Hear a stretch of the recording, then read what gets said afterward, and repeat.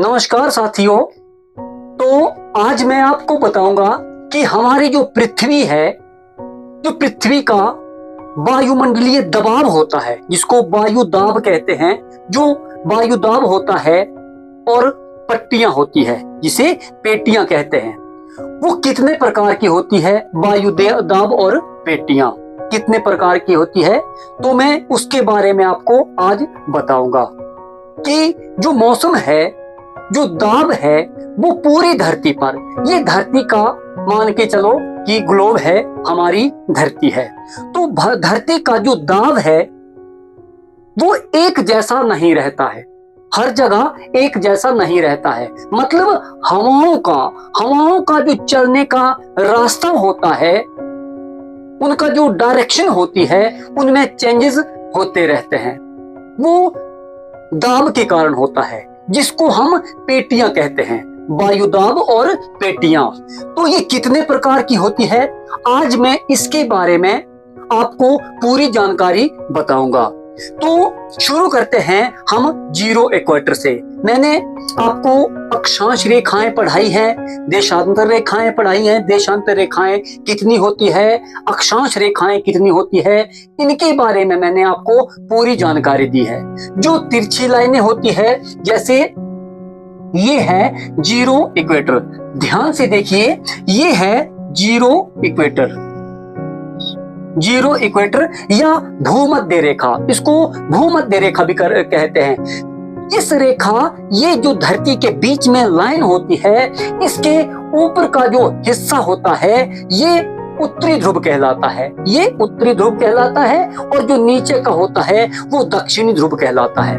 उत्तरी ध्रुव ऊपर जो बिंदु होता है, पॉइंट होता है, वो होता है उत्तरी ध्रुव, और जो नीचे बिल्कुल एक पॉइंट, एक बिंदु के रूप में होता है धरती के ऊपर और नीचे, तो वो उत्तरी ध्रुव होता है, और नीचे का दक्षिणी ध्रुव होता है। तो जो बीच में रेखा होती है, ये काल्पनिक रेखाएं होती है। मैं पहले भी आपको ये बता चुका हूं कि जो जियोग्राफी है, जियोग्राफी में ये चीजें बहुत जरूरी होती है, ये बहुत जरूरी होती है, और आज ये बहुत ही इंपॉर्टेंट चैप्टर है कि ये इसको कहते हैं जीरो इक्वेटर। अंग्रेजी में इसको जीरो इक्वेटर कहते हैं, और हिंदी में इसको भूमध्य रेखा कहते हैं। क्या कहते हैं? भूमध्य रेखा, भूमध्य रेखा, इसको भूमध्य रेखा कहते हैं, जीरो इक्वेटर या भूमध्य रेखा। अब जो भूमध्य रेखा होती है, ये अक्षांश रेखाओं की श्रेणी में आती है। जो तिरछी लाइनें होती है, तिरछी लाइनें होती है, वैसे ये लाइनें तिरछी लाइनें ना होकर क्या होती है, एक वृत्त होता है, क्योंकि ये धरती, अगर धरती है तो धरती के चारों तरफ ये खींची गई होती है, तो ये लाइन ना बोलकर इसको वृत्त बोल सकते हैं। तो ये जो है, ये तिरछी लाइनें होती है, तो इसको कहते हैं अक्षांश रेखाएं, जो कि तिरछे ऐसे होती है। फिर दूसरी होती है देशांतर रेखाएं। देशांतर रेखाएं क्या होती है? जो ऊपर से जो ध्रुवों को मिलाती है, आपस में ध्रुवों को मिलाती है, यानी ऊपर से नीचे की तरफ होती है, उनको देशांतर रेखाएं बोलते हैं। तो आज मैं आपको इस चैप्टर के बारे में बताऊंगा कि इसको कहते हैं भूमध्य रेखा। भूमध्य रेखा, ये सारी जो रेखाएं हैं, इनकी संख्या 181 होती है। 90 इसके ऊपर होती है, जीरो रेखा से, भूमध्य रेखा से 90 ऊपर होती है इनकी संख्या, और 90 इनकी नीचे होती है। ये रेखाएं हर एक डिग्री पे, हर एक डिग्री पे खींची गई होती है, 1 डिग्री पे एक रेखा खींची गई होती है, यानी इनकी संख्या 180 होती है। और 1 डिग्री से 2 डिग्री के बीच में डिस्टेंस, जो इनका जो डिस्टेंस है वो 111 किलोमीटर का होता है। कितना होता है? 111 किलोमीटर का होता है। अब जब जीरो इक्वेटर होता है, जीरो इक्वेटर से एक रेखा 5 डिग्री, ये आ गई 5 डिग्री, ये 5 डिग्री ऊपर की तरफ और 5 डिग्री नीचे की तरफ। अब ध्यान से देखिए, ये ऊपर की तरफ और नीचे की तरफ, इसे डोलड्रम कहते हैं। क्या कहते हैं इसे? डोलड्रम, इसे डोलड्रम कहते हैं। ये जो एरिया है, ये डोलड्रम, इसको डोलड्रम कहते हैं। कारण क्या है कि जो धरती होती है, आपको पता है, तो ये जो भूमध्य रेखा है, भूमध्य से रेखा से 5 डिग्री ऊपर और 5 डिग्री नीचे, इस जगह पर जो है तापमान जो है वो ज्यादा रहता है, गर्मी ज्यादा रहती है। सबसे ज्यादा गर्मी धरती पर अगर सबसे ज्यादा गर्मी पड़ती है तो जीरो इक्वेटर पर पड़ती है, जिसे हम डोलड्रम के नाम से जानते हैं। जियोग्राफी की भाषा में उसे डोलड्रम कहते हैं। तो इस एरिया में बहुत ज्यादा सबसे भीषण गर्मी पड़ती है। इस एरिया में सबसे भीषण गर्मी पड़ती है, भीषण गर्मी पड़ती है। तो ये जो एरिया है, ये जो एरिया है, ये एरिया डोलड्रम का, इसको डोलड्रम कहते हैं। क्योंकि आपको पता है धरती जो है वो 23.5 डिग्री पर झुकी होती है, 23.5 डिग्री पर झुकी होती है। तो जो बीच का एरिया है उस पर सबसे ज्यादा भीषण गर्मी पड़ती है। और इस लाइन में, जो डोलड्रम की लाइन में, क्योंकि ये डोलड्रम जो है वो चारों तरफ है, जो डोलड्रम है उसकी लाइन में जो भी देश आते हैं, जो भी एरिया आता है, वहां के लोग काले होते हैं, बहुत काले कुलूटे जैसे लोग होते हैं। तो ये हमारे इंडिया में नहीं होता है। ये श्रीलंका से होते हुए नीचे, हमारे हिंदुस्तान से नीचे श्रीलंका से होते हुए भूमध्य रेखा जो है वो गुजरती है। श्रीलंका जैसे एरिया से ये भूमध्य रेखा गुजरती है। तो इस एरिया के लोग, देखा जाए पूरे देश की बात करें तो इस एरिया के जो लोग हैं वो काले लोग होते हैं। कारण क्या है कि इस जोन पर डोलड्रम पर बहुत ज्यादा भीषण गर्मी पड़ती है, बहुत ही भीषण गर्मी पड़ती है।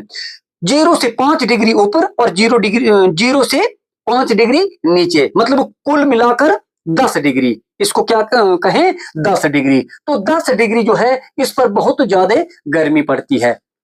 अब फिर होता क्या है, जब गर्मी पड़ती है तो हवाएं, आपको पता है जब जहां ज्यादा गर्म हुआ, यहां पर भी वायु होती है, यहां पर भी वातावरण है, इस जोन में भी वातावरण है। तो जब इस एरिया में गर्मी पड़ती है तो हवाएं गर्म हो जाती है, हवाएं गर्म हो जाती है और ऊपर उठ जाती है। क्या होता है, हवाएं गर्म होती है और हवाएं ऊपर उठ जाती है। जब वायु हमारी गर्म होने के कारण ऊपर उठ जाती है तो आपको पता है हर एक 165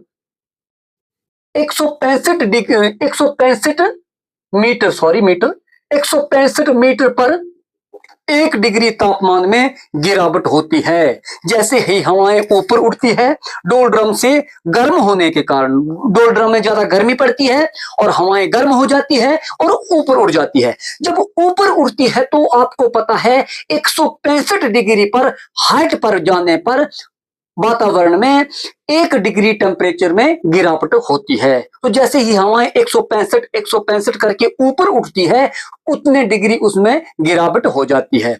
अब हवाएं काफी ऊपर उठ जाती है, हवाएं जो है वो काफी ऊपर उड़ जाती है। तो इसके कारण क्या होता है कि हवाएं वो ठंडी हो जाती है, वो हवाएं ठंडी हो जाती है। जो गर्म हवाएं नीचे से उठी थी, ध्यान से देखना है कि जो हवाएं गर्म होने के कारण ऊपर उठी थी वो ऊपर वातावरण में ठंडी हो गई। 165 करके 1 डिग्री उसमें गिरावट होती जाती है। तो ऊपर उठने के कारण वो ठंडी हो जाती है। अब जब ठंडी हो जाती है तो वायु क्या हो जाती है, भारी हो जाती है। आपको पता है कि वायु जब ठंडी हो जाती है तो हवा वो भारी हो जाती है और वो फिर गिरना शुरू हो जाती है। लेकिन वो इस जोन में नहीं गिरती। जब वो गिरेगी तो इस जोन में नहीं गिरेगी, क्योंकि 23.5 डिग्री तो धरती हमारी झुकी हुई है। जब वो घूम रही है तो घूमते घूमते वो इस जोन में हवा नहीं गिरती है। वो गिरती है कहां, लगभग 30 या 35 डिग्री पर आकर वो गिरती है। वो गिरती है कहां, 30 या 35 डिग्री। वो 30-35 डिग्री में आकर गिर जाती है इस बेल्ट में। इस बेल्ट में वो आकर गिर जाती है 30-35 डिग्री। मैं यहां लिख देता हूं 30-35 डिग्री। 30-35 डिग्री पर वो आकर गिर जाती है, क्योंकि एक डिग्री, आपको बता दूं मैं, जो लाइनें हैं हमारी, जो भूमध्य रेखा है उसके नीचे 1 डिग्री। तो 30 या 35 डिग्री पर जो हवाएं गर्म होकर ऊपर उठी थी वो आकर इस एरिया में गिर जाती है, वो इस एरिया में आकर गिर जाती है। गिर जाती है तो वहां पर एक्चुअल पहले से भी हवाएं होती है, वहां पर वायु पहले से मौजूद होती है, लेकिन ये हवाएं जो ऊपर से आ रही है वो एक्स्ट्रा दबाव बनाती है। वो क्या? एक्स्ट्रा दबाव बनाती है, और इसको कहते हैं अश्व अक्ष। क्या कहते हैं इसको? अश्व अश्व अक्ष। इसको कहते हैं अश्व अक्ष। इसको अश्व अक्ष कहते हैं। तो अश्व अक्ष इसको क्यों कहते हैं ये मैं आपको बताता हूं। तो एक समय था जब हम घोड़े का निर्यात और आयात करते थे। बड़े बड़े व्यापारी होते थे, जैसे आज व्यापारी है, कोई शिप में सामान ले जाते हैं, विदेशों में ले जाते हैं सामान, और वहां से कई इंस्ट्रूमेंट, कई अनाज, कई तरह के जो मशीनें हैं वो ले आते हैं और वहां पर बेचने जाते हैं। तो एक बार एक ऐसा व्यापारी था कोई, जिसने अपने शिप में, एक जहाज होता था, जहाज में उसने कई घोड़े लाद दिए और वो घोड़े बेचने को चल पड़ा कि दूसरे देश में जाकर मैं घोड़े बेचूंगा। और उसके पास कई घोड़े थे, सैकड़ों घोड़े थे उसके पास। जो शिप है वो बहुत बड़ा होता है, पहले से ही वो बहुत बड़ा बनाया होता है, लेकिन उस समय कोई मोटर या ऐसा शिप को आगे बढ़ाने के लिए कोई इंस्ट्रूमेंट नहीं होता था। तो होता क्या था, उसके ऊपर कपड़ा या तरपाल बांध दी जाती थी, उसके ऊपर तरपाल बांध दी जाती थी, ताकि जो हवा है, हवा के दबाव के कारण वो जहां हवा बहेगी तो उसके साथ साथ वो शिप भी आगे बहेगा। अब उसमें तो घोड़े थे तो वो गलती से वो व्यापारी क्या हुआ कि यहां से आते हुए वो कहां आ गया? अश्व अक्ष में आ गया, इस जोन में आ गया, वो अश्व अक्ष में आ गया वो व्यापारी। जब वहां पे आ गया तो उसका जो शिप था वो डोलने लगा, शिप जो है वो डगमगाने लगा। तो इतना डगमगाने लगा कि वो व्यापारी था, उसके पास साथ और कोई साथी भी थे कई। तो वो इतना डर गया कि अब क्या किया जाए, हमारा शिप तो डूबने की कगार में आ गया। तो कईयों ने उनके बीच में से कहा कि ये हमारे घोड़े जो हैं, घोड़ों की वजन के कारण ऐसा हो रहा है। लेकिन उनको ये पता नहीं था, उन्होंने जियोग्राफी को पढ़ा नहीं था, कि उनको ये पता नहीं था कि हम जो है ये गलत जोन में आ गए हैं। तो हवाएं जो ऊपर उठ के भूमध्य रेखा से, ये जो डोल ड्रम है, डोल ड्रम से हवाएं कहां गिरती है? अश्व अक्ष पर। और ये अश्व अक्ष जो 30 और 35 डिग्री के बीच की जो पट्टी होती है वो होता है। तो यहां पर जब पहले से मौजूद हवाएं होती है और ऊपर से और हवाएं गिरती है, तो वहां में जो समुद्र होता है, समुद्र में जो है वो चक्रवात आने शुरू हो जाते हैं, वहां पर बड़ी बड़ी लहरें उठना शुरू हो जाती है। अगर जो एरिया बिना समुद्र के एरिया है, कुछ एरिया समुद्र के बिना भी है, तो वहां पर तूफान आते हैं, इस एरिया में ज्यादा तूफान आते हैं। तो जैसे ही वो उन्होंने ऐसा किया कि उन्होंने घोड़े समुद्र में फेंकने शुरू कर दिए उन्होंने फेंकने घोड़े। तो जो जहाज था उनका वो फिर भी कंट्रोल में नहीं आ रहा था। धीरे धीरे करते करके उन्होंने सब घोड़े समुद्र में फेंक दिए, सब घोड़े समुद्र में फेंक दिए, फिर भी उनका जहाज जो है वो कंट्रोल में नहीं आ रहा था और वो आगे बढ़ता रहा, लेकिन उनका जहाज डूबा नहीं और वो गलती से इस जोन के बाहर निकल जाता है। इस जोन के जब बाहर निकल जाता है तो फिर सब ठीक ठाक हो जाता है, उनका सब कंट्रोल में हो जाता है। तो जब उन्होंने जाकर ये बात बताई कि हमारे साथ ऐसी घटना हुई और हमें सारे घोड़े जो है वो समुद्र में फेंकने पड़े, तो जब जो भू वैज्ञानिक होते हैं उन्होंने पूरी उसके बाद इनकी खोज करने के बाद, पूरी जानकारी लेने के बाद ये पता लगाया कि वहां पर कुछ भी नहीं हुआ था, ये अश्व अक्ष में चले गए थे, क्योंकि उस एरिया में जो है वो हवाएं ज्यादा चलती है।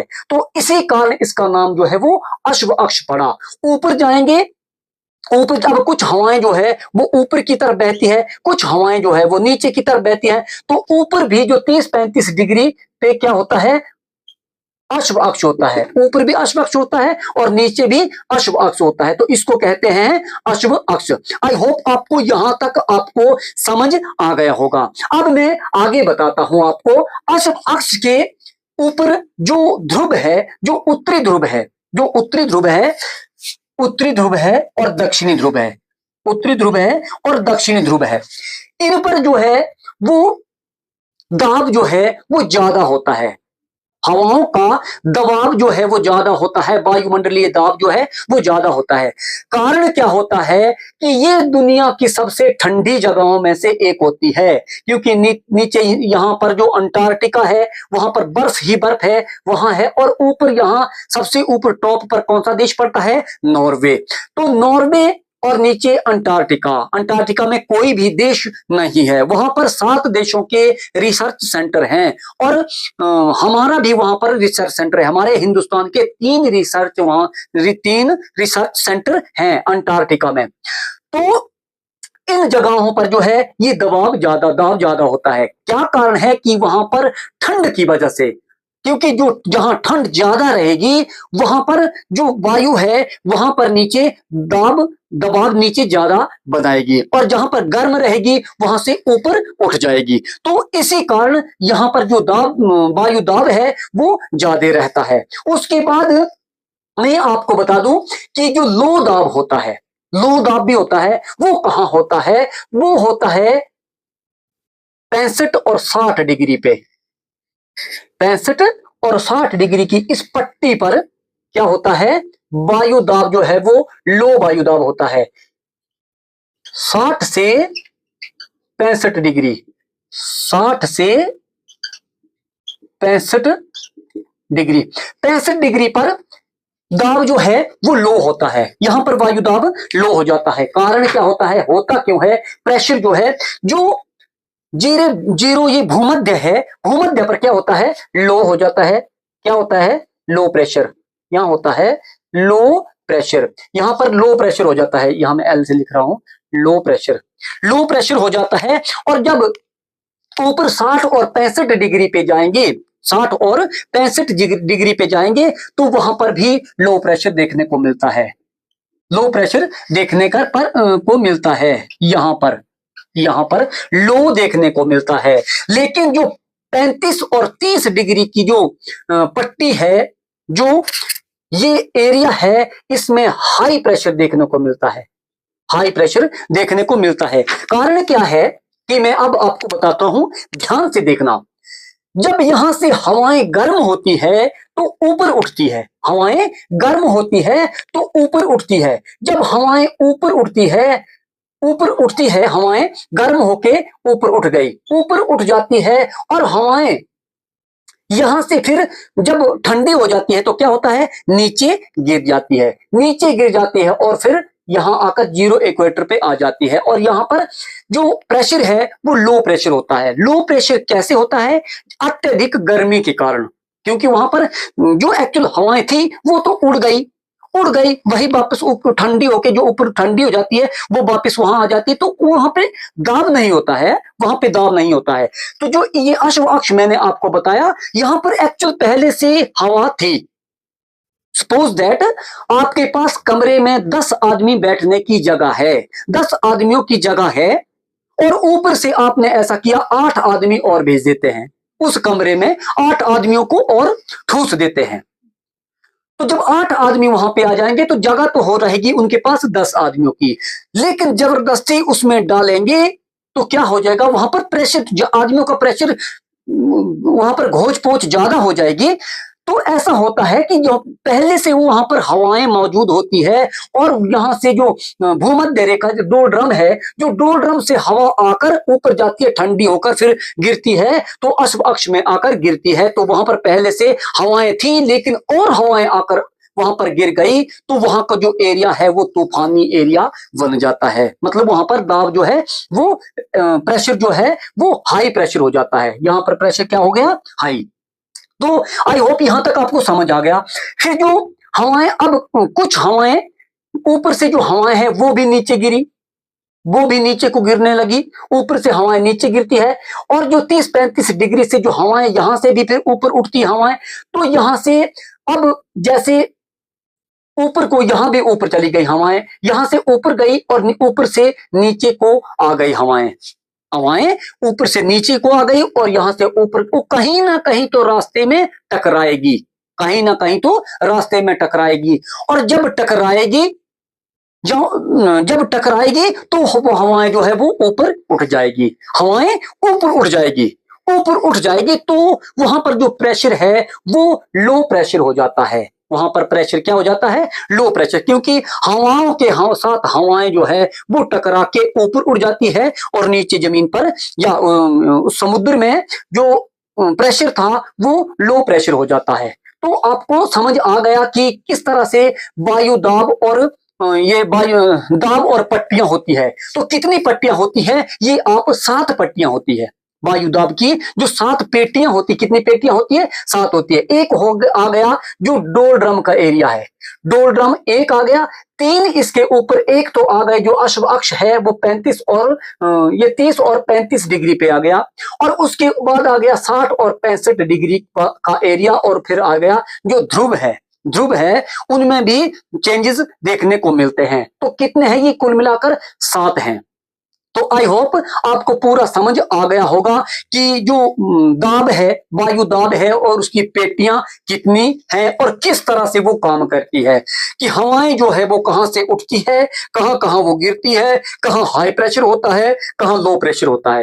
तो मैंने ये आपको पूरा बता दिया। जो ये ऊपरी ध्रुव होते हैं इन पर हाई प्रेशर होता है, हाई प्रेशर होता है यहाँ पर, क्योंकि ठंडी हवाएं होती है तो यहाँ पर हाई प्रेशर होता है। और फिर बीच में ये जब गिरती है 60-65 डिग्री पे तो नीचे से भी जाती है और टकराती है आपस में और ऊपर उठ जाती है, तो यहाँ पर जो प्रेशर है वो लो होता है। और जो डोल ड्रम है, डोल ड्रम के एरिया में, भूमध्य एरिया में, यहाँ पर भी प्रेशर जो है वो लो प्रेशर देखने को मिलता है। सबसे ज्यादा हाई प्रेशर जो देखने को मिलता है वो 30 और 35 डिग्री पर मिलता है। कहां मिलता है? 30 और 35 डिग्री पर मिलता है, जिसे अश्व अक्ष के नाम से जानते हैं। तो धन्यवाद, अगली वीडियो में मिलेंगे, तब तक के लिए जय हिंद।